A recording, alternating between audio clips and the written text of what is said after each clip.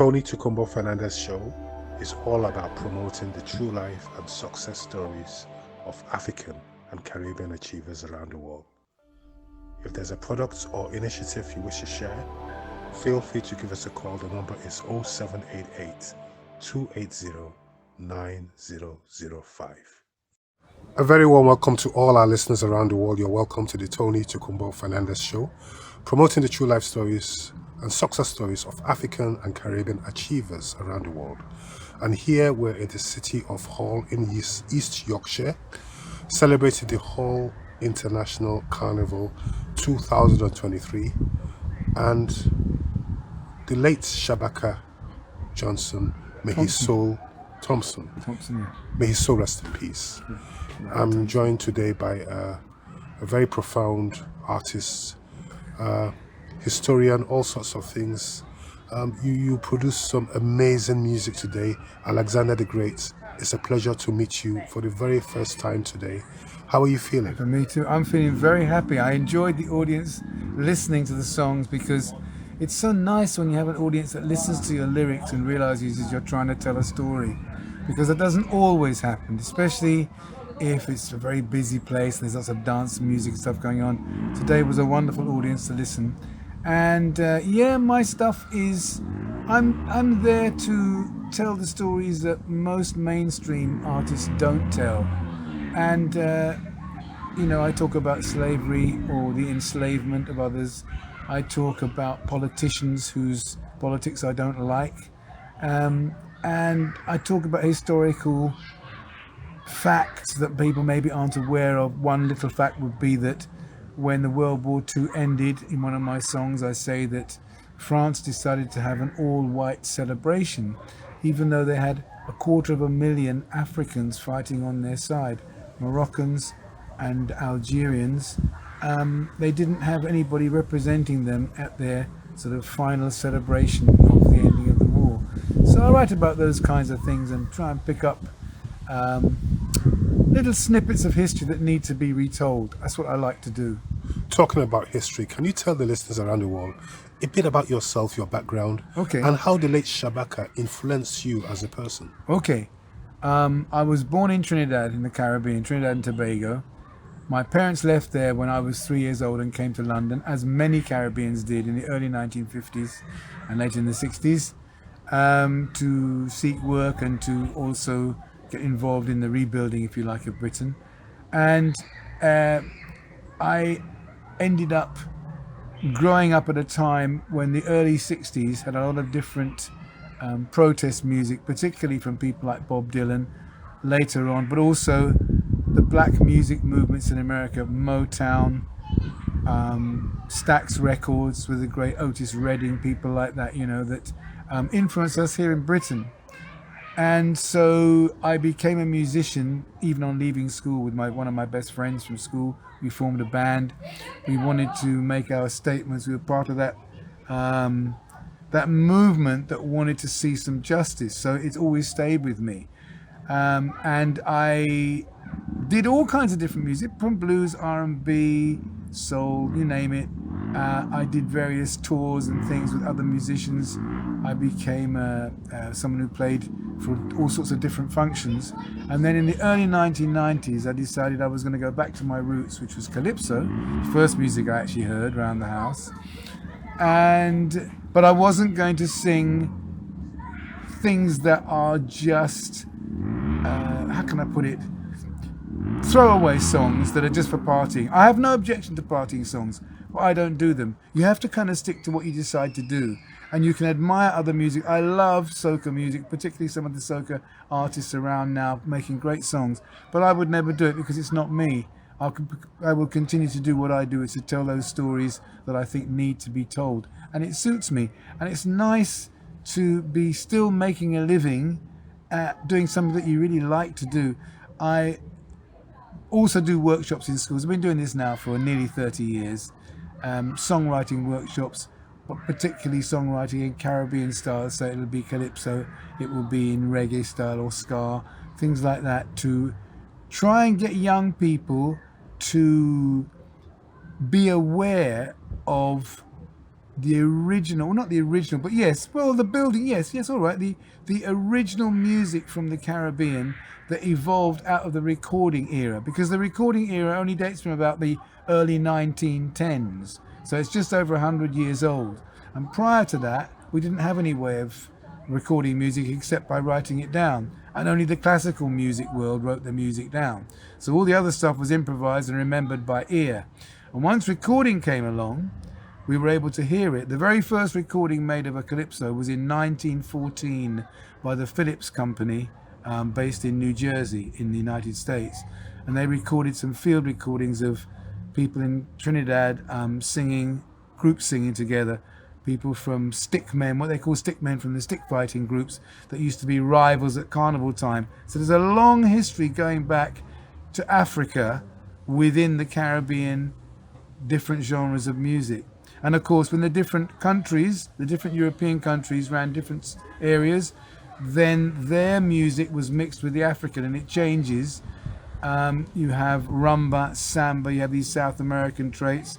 You have obviously blues, and then jazz in the USA. Although, and this is a very interesting point, it's now been admitted by some of the top jazz guys, by people like Miles Davis, Dizzy Gillespie, that jazz originated in the French Caribbean.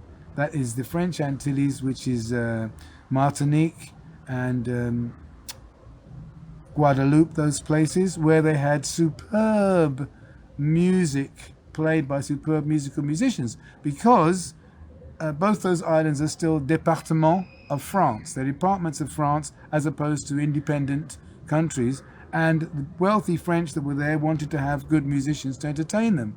Consequently, some very, very good musicians went from there to places like New Orleans, and, if you like, were at the forefront or the beginning of what turned into jazz eventually. So it's an interesting mix. These are the kinds of stories that need to be told, that I seek out, you see, and then I think, didn't know that little fact, let me put that into a song. And also, the other things I do, I write songs that I'm sometimes commissioned to write songs about particular people for celebration in one way or another. I've done quite a lot of songs for the Windrush Foundation, probably around maybe 15, 20 songs for them, of various people who are part of that story. So life is very interesting for me, because I'm asked to do something I enjoy, which is to tell a story in 3 verses or 4 verses, and still try to encompass a whole long story. It's a very, if they say a picture is worth 1,000 words, then a song is worth 1,000 pictures, if you can get the lyrics right.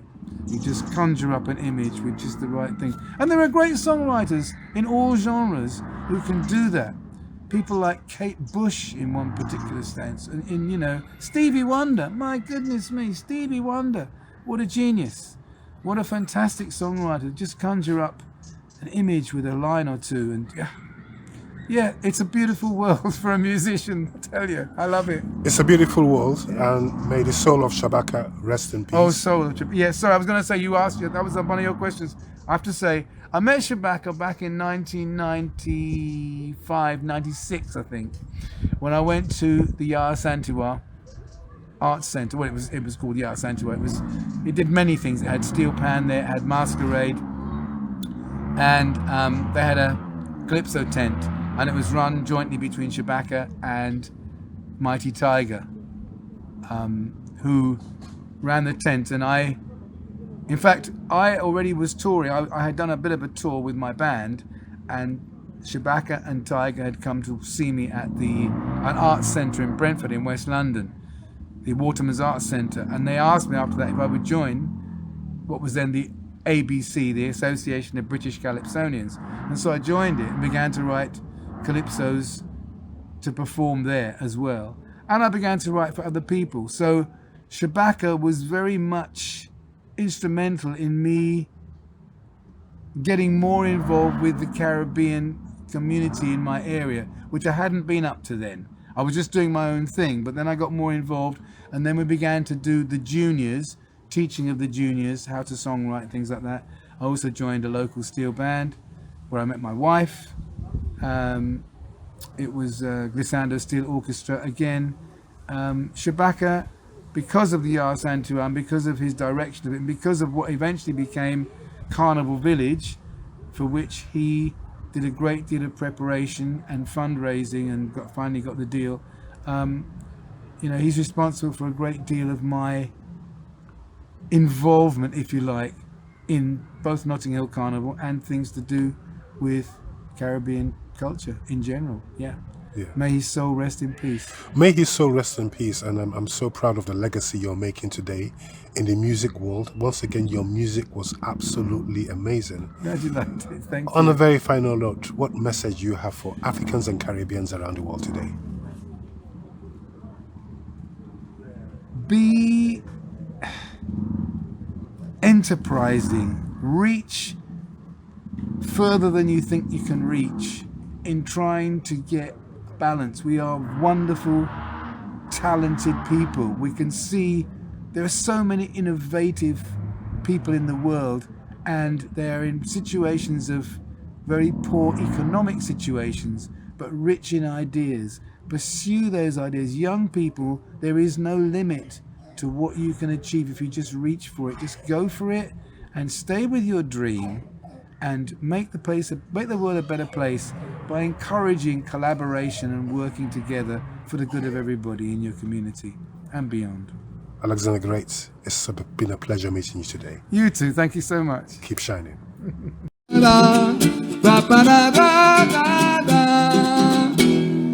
Lord Kitchener was born in 1922 and left school young, as many had to do. Losing both his parents by the age of 15, music became his love and calypso was his scene. He started to sing in the tambour bamboo tents and work whole night for a fee of just 5 cents. 3 years in the victory tent, then he joined the young brigade and he took on the old one, the lion and the tiger.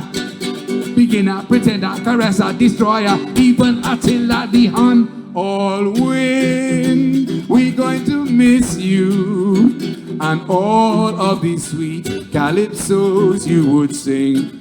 You could make we laugh until we bawl, sing about history, but most of all, in panorama, the people declared you the king. Kitschy, nobody could match you. When it come to melody, man, you create a symphony, you cannot be surpassed. You were the grandmaster. Let me hear you, Kitchener. I could still hear him sing. Kitchener in the ping pong ping, in the song of the horn. The man has not gone. I know the legacy that you left us will last. You were the grandmaster. He traveled to England way back in 1948, and stepping off the boat, right there he started to create.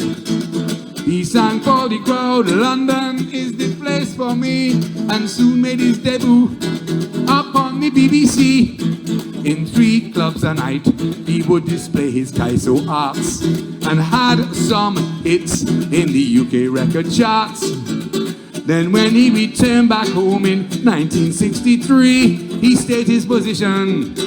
He coming for the title. The man from a rebound bring trouble from England to mash up the opposition. All win, we're going to miss you, and all of these sweet calypsos you could sing.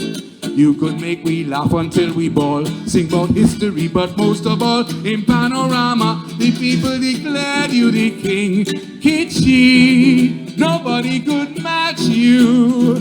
When it comes to melody, man, you create a symphony, you cannot be surpassed. You were the grandmaster. I talking about, I could still hear him sing. Kitchener in the big bumping, in the song of the horn. The man has not gone. I know the legacy that you left us will last. You were the grandmaster.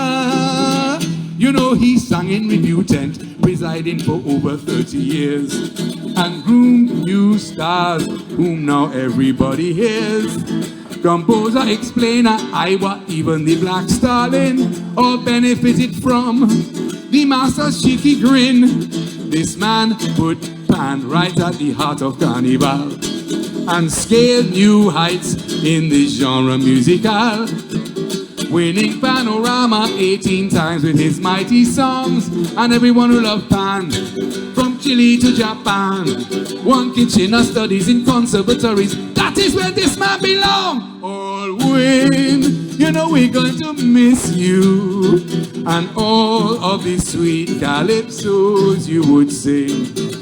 You could make me laugh until we bawl, sing about history, but most of all, in Panorama, the people declared you the king. Kitchi, nobody could match you. When it comes to melody, man, you create a symphony. You cannot be surpassed. You are the grandmaster. I talk about Kitchener. I could still hear him sing in the ping pong ping.